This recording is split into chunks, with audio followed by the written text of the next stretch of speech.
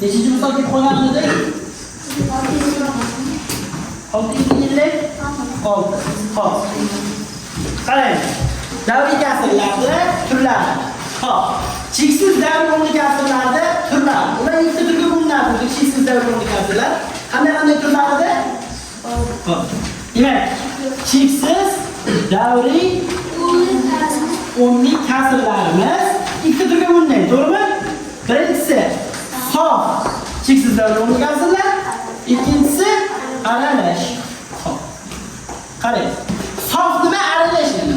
Sof degani virguldan keyin birdaniga takrorlanuvchi zvino keladigan cheksiz davriy o'nlik kasrlar. Misol uchun 2 davrda 2. Mana, ya'ni 2 cheksiz marta davom etadi. Qarang, virguldagi birdan takrorlanuvchi zvino keladi. Birdan takrorlanuvchi son keladi. Ko'ryapsizlar? Davr birdan keladi. Mana orasida virgul bilan davr orasida qandaydir son yo'q. Virgul birdaniga davr. Mana bu son. Endi aralash qanday bo'ladi desa, misol uchun 2.1 davrda 2 bo'lsa, mana qarang. Virguldan keyin bir nechta son, bitta bo'lishi mumkin, ikkita bo'lishi mumkin, uchta bo'lishi mumkin, to'rtta, beshta va hokazo. Keyin oxirida davr kelsa, bu aralash deydi. Eslab qolamiz, aralash deganiga bunda qaranglar. Butun qism ham bor, takrorlanmaydigan chekli qism ham bor, cheksiz davriy qism ham bor. Shuning uchun ham bu aralashib turibdi deb aralash davriy cheksiz o'nlik kasr deyiladi. Tushunarli? Aralash bilan sof farqi bormi? Tushunarlimi? Hop, misolga qaraymiz. 656-misolda nima deyapti? 656-misol. Hop, qaysi javobda sof davriy o'nlik kasr keltirilgan? Hop, A javobimizga qaraymiz. Ana A javob. 0.45 nuqta. Nuqta nuqtasi bor degani o'sha 45 davom etgan degan. Buni davrga olganligiga bo'lsak 0. davrda 45 bo'ladimi? Bu sofmi, virguldan butun davr kelyaptimi? Ana bu demak sof davriy cheksiz o'nlik kasr, to'g'rimi? Xo'p. Ajabingizda ekan. Keyingi 659. Hop. Demak, sof davr cheksiz sof davriy o'nlik kasrni oddiy kasrga aylantirish. Qarang. Bizga kasr berilsin. Misol uchun 2 davrda 7 berilsin. Buni qanday qilib turib cheksiz davriy o'nlik kasrga aylantiramiz? Xo'p. Qarang, birinchi mana bu 2 ku. Xuddi aralash kasrlarni qanday o'nlik kasrga aylantirsak, xuddi shunday qilib turib 2 ni yozamiz. Mana 2 yozdim. Endi virguldan keyin qismni shunday qavscha turgan sonni suratga olib yozaman. Bittagina qavscha yetib turibdimi? Demak 7 ni o'zini yozaman. Mahrajga qavscha ichida nechta raqam bo'lsa, shuncha 9 yozaman. Nechta raqam bor? Demak bitta 9 yozaman. Tushunarlimi? 2.9 dan 7 bo'ladi. Bu noto'g'ri kasrga aylantirib qo'ysak necha bo'ladi? 25. 19, 7 ni qo'shsam, 18, 7 ni qo'shsam 25 taqsim 9. Tushunarlimi bu? Xo'p, ikkinchi holatini ko'ramiz. 0.47 davrda. Xo'p, qaranglar, butun qismi 0 ku, to'g'rimi? Buni mana bunday butun qismini yozib ochishimiz shart emas. Birdan nima qilamiz?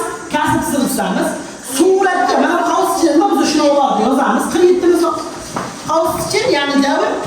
Xo'p, mahrajga buni ichida nechta raqam bo'lsa shuncha 9 qo'yamiz. Nechta raqam bor? 2 ta. Tushunarlimi? Hop, misollarga qaytamiz. 659-misol. 0.333 turibdi mana nuqta. Bu o'zi qanday yoziladi? Davrga yozsak 0. davrda 3 yoziladi. Ana endi o'sha 0. davrda 3 nima qilamiz? Kasrga aylantiramiz, oddiy kasr. Buni butun qismi nimaga tegagan? 0 ga tegagan. Buni yozishimiz shart emas. Birdan kasr qismimiz. Suratga 3 yozamiz. Mahrajga 9 yozamiz. Suratga 3 yozamiz. Mahrajga qavscha bittagina, ya'ni davrda bitta raqam bo'lganligi uchun bitta 9 qo'yamiz. 3 taqsim 9. Buni qisqartiradigan bo'lsa nima bo'ladi? 3 bilan 9 dir. 3 ga qisqartirsam 1 taqsim 3. Tushunarlimi bu? Hop, yana bitta ko'raylik. Mana 668-misol. 668. Xuddi shu misollarda 668. 25 butun davrda 18 ga teng. Hop. 25 noldan farqli bo'lgani uchun butun yozamiz. 25 butun 18 yozamiz suratga, qavs ichidagini. Mahrajga nechta raqam bo'lsa shuncha to'qqiz qo'yamiz. 2 ta 9. Endi qisqaradigan bo'lsa qisqartiramiz. Ikkalasi 9 ga bo'linadi. Bu 2, bu 11. Demak, 25 butun 11 dan 2. Tushunarlimi bu? Hop, keyingiga o'tamiz. Hop, 670. Qaysi javobda aralash davriy kasrlar keltirilgan debdi?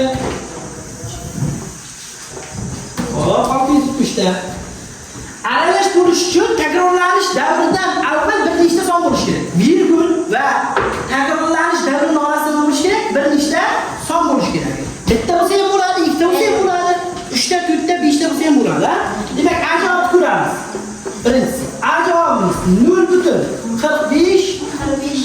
Hozir, bu yaxshi bo'ladi.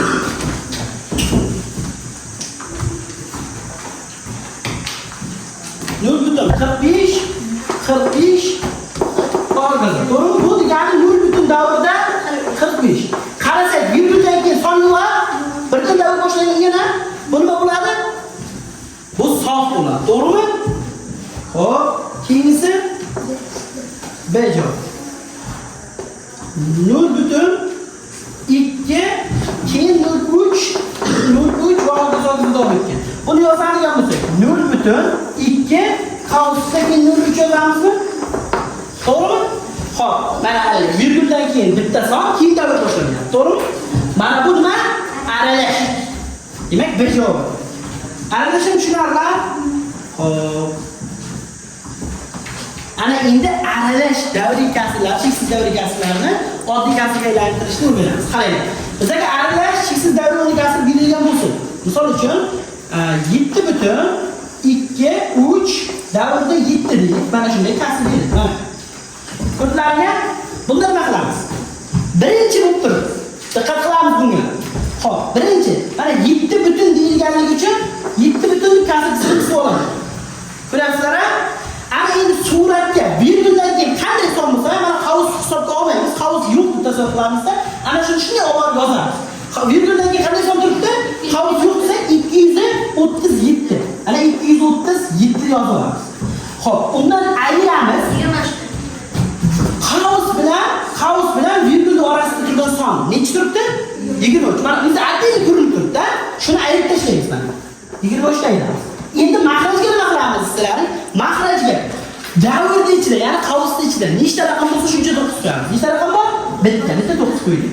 Endi virgul bilan qavsning o'rtasida mana ajralib turgan son bor-ku, shular nechta raqamdan iborat bo'lsa, shuncha nol qo'yamiz. Nechta raqam? Ikkita. Demak, ikkita nol qo'yamiz. Endi hisoblaymiz. 7 butun 900 dan 37 ga kirib boshlayapsan. 1 214 taqsim 900. Qisqaradigan bo'lsa nima qilishimiz kerak? Qisqartirishimiz kerak. Xo'p. Ana endi 673-misolga qaraymiz. Qisqartirib tashlaylik. 214 dan 900 ikkalasini 2 ga bo'linadi. 7 butun 450. Bunisi necha bo'ladi?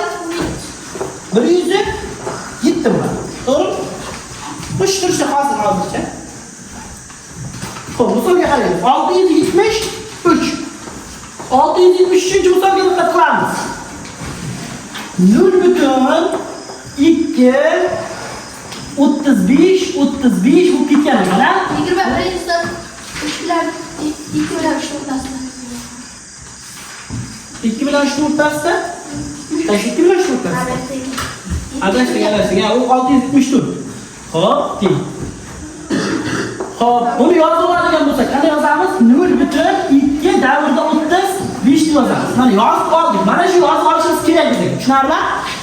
Xo'p, demak mana buni yana 0 ga butun qismi. 0 bo'lsa biz yozib o'tirmaymiz buni. 0.2 35 davrda teng. 0 bo'lsa yozib o'tirmaymiz. Birdan kasr qilamiz. Bu yoqda necha bor? 235 bor. Ayrilib turgan qism qani? Virgul bilan qavs o'rtasida. 2 mi? Ayrana 2. mumkin. Mahrajga nechta 9 qo'yaman? Qavusning ichida ikkita raqam borligi uchun ikkita 9 qo'yaman. Nechta 0 qo'yaman? Bitta raqam bo'lganligi uchun bitta 0. Mana ayirganimizga qarab 0 qo'ysak ham bo'ladi. Nechta son raqamda ayirayotganimizga. Tushunarli? Xo'p. Hisoblaymiz endi. 233 taqsim 990. Xo'p, 673 ta o'zi shu javob bor ekan, ha? 230 taqsim 990. Xo'p, ketdik. Yana bitta ko'ramiz shuni. Mana 680-misolga qarang. 680. 4 butun 4 davrida 35, to'g'rimi? Mana 4 butun deganligi uchun butun qismini chizdim. Mana butun qismi noldan farqli bo'lsa, demak butun qismini yozishim shart ekan, ha? 0 bo'lsa, yozishim shart emas. Xo'p, suratga yozaman 435. Undan nechta ayiraman? 4. Mahrajga nechta 9 qo'yaman? 2 ta, chunki 35 bitta. Bittani qo'yaman.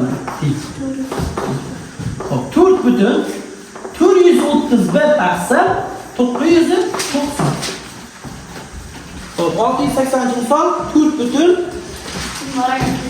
rejot turib ketamiz. Tushunarlimi?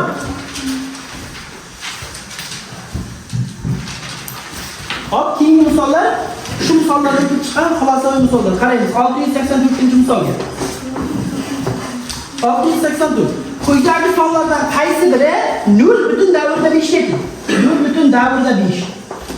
Endi bunday savollarning javoblariga qarasak, hammasi kasr ko'rinishda turibdi. Demak, buni oddiy kasrga nima qilishimiz kerak? O'tkazishimiz kerak. Bu 0 butun bo'lganligi uchun birdan kasr chizig'ini chizaman, suratga 5 qo'yaman, mahrajga davrda ichida nechta raqam bor? Bitta, nechta 9 qo'yaman? Bitta. 5 taqsim 9. Javobga qarasam 5 taqsim 9 degan javob yo'q. Lekin 2 ga ko'paytiradigan bo'lsam buni 10 taqsim 18 degan javob bor. Ko'ryapsizlar, shakli o'zgaryapti misol. Qiymati emas, shakli o'zgaryapti. Tushunarlimi?